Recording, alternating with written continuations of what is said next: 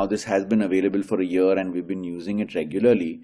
But today I want to discuss with you all about how important it is to understand the feasibility, the usage, the indications, and most importantly, the availability of this drug, and why we should offer it to our patients who are at a significantly high risk and even higher risk than people at a global level.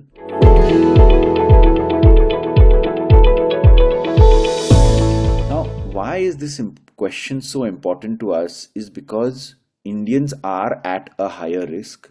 We have a 10-year earlier incidence of atherosclerotic events as compared to the Westerners. We are the diabetic capital of the world, and we have a large burden of atherosclerosis, which is not yet understood completely. We are seeing younger and younger patients who are getting coronary events, and unless we take this risk factor extremely seriously, we are not going to be able to conquer this very preventable disease. Now, like I said, Indians do experience a higher cardiovascular risk, and elevated LDL cholesterols are one absolutely crucial factor which have a strong and a linear association with this risk. As you all know, there are other factors like diabetes, hypertension, and smoking, but in the hierarchy of things, after smoking, it is your cholesterol which is really, really important to control to reduce your long-term atherosclerotic risk. And each millimole per liter reduction of LDL, that is 39 milligrams per DL, there is a 21% reduction in major cardiovascular event rates. Now, this is not a number to sneeze at, because every single millimole reduction will reduce this reduction a very, very large amount of reduction of cardiovascular risk. So it's not just okay to accept a 130 or a 135. When you go down from 130, 135 to 90, 95, your reduction of events goes up to as much as 21% with just that little reduction of cholesterol. Now, the latest guidelines have recommended to strike early and strike strong for intensive LDL reduction, especially in the higher risk patients. And in this regard, we have to remember the dictum that lower is better. Whether it was the 2023 ASC guidelines or the 22 ACC guidelines, the LDL reduction to less than 55 is a completely accepted goal now. ESC has gone far enough to say that if you've had 2 events within 2 years, then you should bring it down to less than 40. And I'm going to show you all how the Indian guidelines are even more aggressive. So if you see the lowest part of this slide, the extreme cardiovascular risk, which is category A, the LDL reduction less than 50 is recommended, but less than 30 is an option. And in extreme cardiovascular risk category B, it should be brought down to less than 30. And in the category C, it's even as low as 10 to 15. Now, does this mean that when we are bringing the LDL cholesterol down, we are increasing the risk of the patient somehow? Most patients will come and ask us, are there problems? LDL is a normal part of our body. Is it comfortable to bring it down? Won't there be long-term side effects? And the answer is significantly, it's available to us. It's not like we don't have data. The data that we have with these trials spans around 8 to 9 years. And for example, the Fourier trial, which I've put up here, showed that in 25,000 patients who showed cardiovascular benefit with further lowering cholesterol, there were no safety concerns when the LDL cholesterol was below 10. Now, and this was over a median of 2.2 years. And now look at the number of the safety margins that have been looked at. Serious adverse events, liver enzyme elevations, CKMB elevations, neurocognitive defects, new onset diabetes, and many other things. So remember, these are the things which we have been talking about regularly with statins and with other drugs which are used for this LDL cholesterol reduction. And this molecule brings it down to where we want. Plus, it tells us that there are no other concerns which we have when we use other molecules.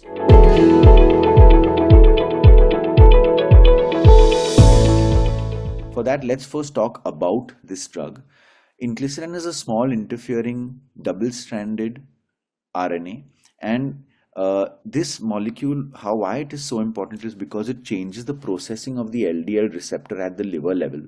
Most important to remember is that the levels of inclisiran decline in 24 hours in the body, and they are undetectable in 48 hours. Therefore, it's like a surgical strike. They will go in, target the liver, and they will be gone without us realizing it at all. So therefore it's important. It brings this LDL cholesterol down by recirculating the LDL cholesterol receptors.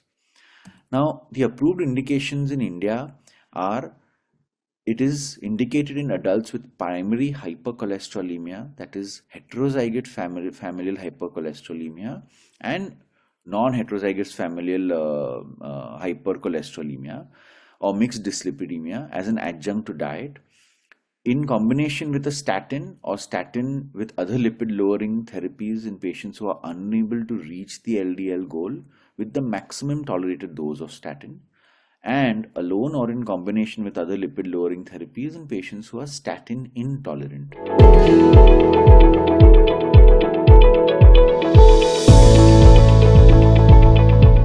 So inclisiran is useful in high cardiovascular risk individuals with atherosclerotic cardiovascular disease whose LDL levels remain inadequately controlled with the standard therapy, which includes practically 3 molecules: statins, ezetimibe, and bempedoic acid, which are now freely and easily available to us.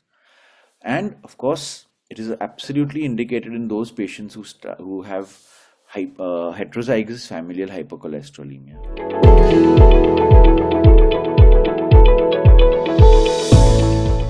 The dose, number one, is a subcute injection of inclisiran, which comes in a 1.5 ml pre-filled syringe. It is injected in a schedule of day 0, then 3 months later is the second dose, and from there every 6 monthly. So once you've taken the 0 and 3 month dose, then it's only every 6 months. And it is recommended that because this is a costly injection and we want to make sure that it's taken properly, it should be administered by healthcare professionals. Now, what if we miss doses? If a planned dose is missed by less than 3 months, then you should continue the regimen as per the original schedule. But if it is missed by more than 3 months, then we should start with the schedule again, day 0, 3 months, and then every 6 monthly. What about treatment transition from other monoclonal antibody PCSK9 inhibitors? It should be administered immediately after the last dose of the monoclonal antibody, and to maintain the lower LDL cholesterol lowering, it is recommended that inclisiran be administered within 2 weeks after the last dose of the previous monoclonal antibody PCSK9 inhibitor.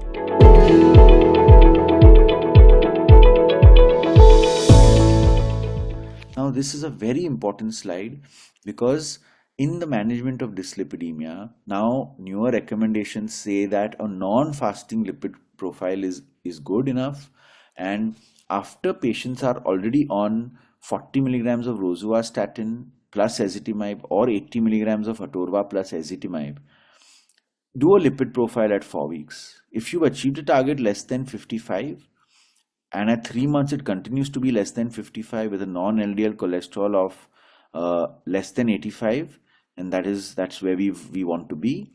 But if it is more than 55 after 4 weeks, then you add bempedoic acid to the first 2 drugs. Again, if it goes to less than 55, we are happy. We keep regularly checking at 8 weeks and then thereafter 3 monthly. But if it is more than 55, this is the situation where after adding the 3 drugs, you can add PCSK9 inhibitors. And this should all be done within 4 weeks and 4 weeks again of testing, just to make sure that your LDL and your non-HDL cholesterol goals are within the required range. Now, the Cardiological Society of Indian guidelines recommend that in patients with ACS, if the LDL target of less than 55 is not achieved with high intensity statins, ezetimibe, and bempedoic acid, then PCSK9 inhibitors or inclisiran can be administered. This is part of our guidelines, and we should take this very seriously. Now we have nice guidelines which have recommended inclisiran for atherosclerotic heart disease and heterozygous familial hypercholesterolemia, which I've put up for y'all. Bempedoic acid and ezetimibe and inclisiran are available in primary care and do not require initiation by specialist services. PCSK9 inhibitors may be available for prescribing in primary care centers. Now remember, these nice guidelines from UK have now empowered physicians at all levels to start initiating these molecules because they have recognized the importance of LDL cholesterol reduction. And similarly for inclisiran is also included in the secondary prevention pathway, where they should be brought, as long as the LDL stay above target, the inclisiran should be initiated early. Now the ACC consensus guidelines also has a recommendation similar, where where bempedoic acid and inclisiran can be considered when they are not controlled with statins and ezetimibe, but it's important to get target oriented so that we get the correct outcomes that we want.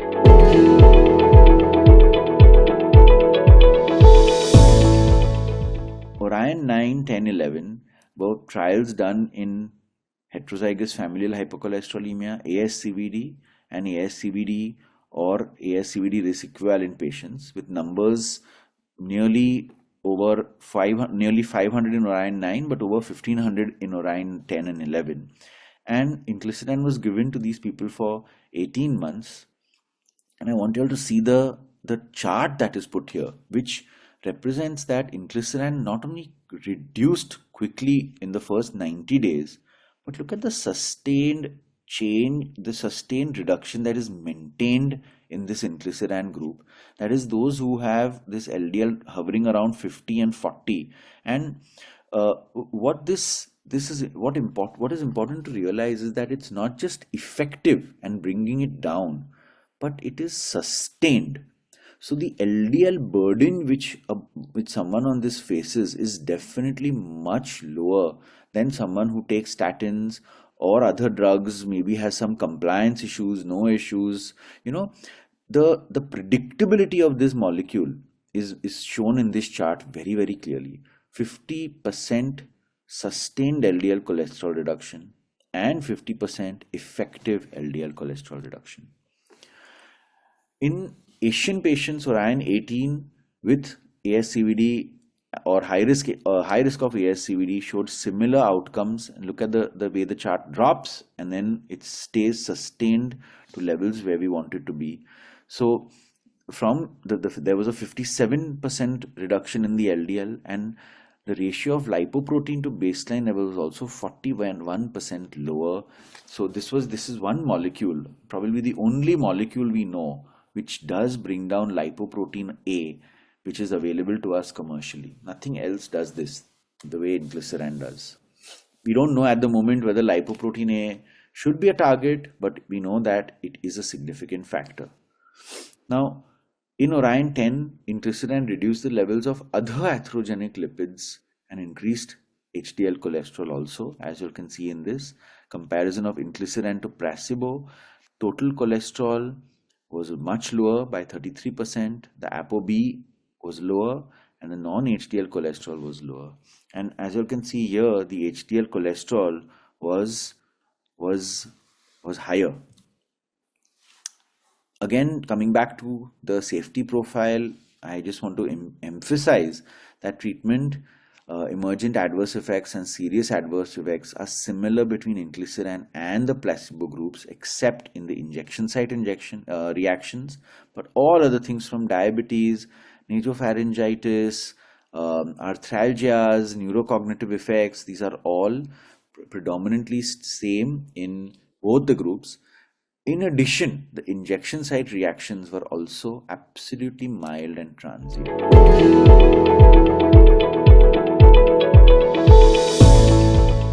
What about long-term safety data? It is safe in in at least 6.8 years of exposure. Orion 8 has shown 3,200 participants for long-term safety of the twice-yearly inclisiran.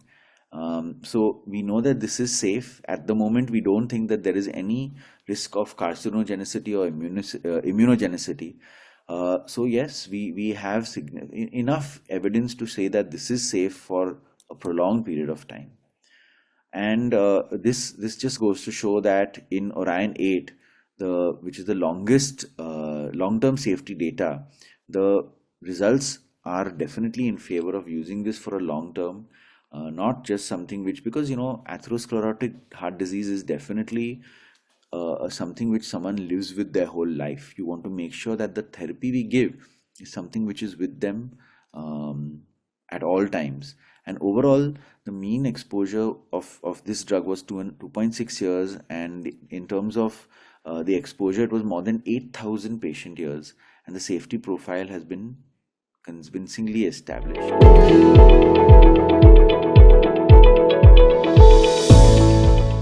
Cardiovascular outcome data of Orion 4 and Victorian 2P trials, which are ongoing, are scheduled to complete in 26 and 27. And cardiovascular outcome data will also come with these. And the studies are targeting 20 million patient years to follow up. So, the exact data is going to come out very soon in the next couple of years, and hopefully that will also lead to the continuous boom that this drug has created in our treatment of atherosclerotic disease. I just want to give a final note that it is our duty, number one, to offer all the kinds of therapies that are available to patients in terms of having adequate reduction of LDL cholesterol. Now, we tell patients who have atherosclerotic disease, stop smoking, control your diabetes. We should also not accept LDL cholesterols which are not in target range. Now, remember, LDL cholesterol of 60 and 70 in someone who's had multiple cardiac events or strokes, it's not acceptable anymore. And the more aggressive we are, the more benefit it will have to our patients. We must offer this to our patients. I understand that many of them will either accept or reject this simply because of the cost. But for those who understand this, when we explain to them that this is twice a yearly injection that's going to keep their cholesterols down to a certain extent, and possibly even have a cost benefit improvement in terms of their outcomes, because one event is also a very costly event for such patients. Cost not necessarily financially, but also a cost to their life, a cost to their morbidity, and a cost to their outcomes and things like that. So with these words, I would like to say that inclisiran is a fantastic molecule. It is here to stay. It has added to our armamentarium of lipid lowering, and hopefully it will lead to lesser and lesser events when we offer it to more and more patients in our practice. With that, I'd like to sign off with a thanks for everyone for a patient listening about inclisiran.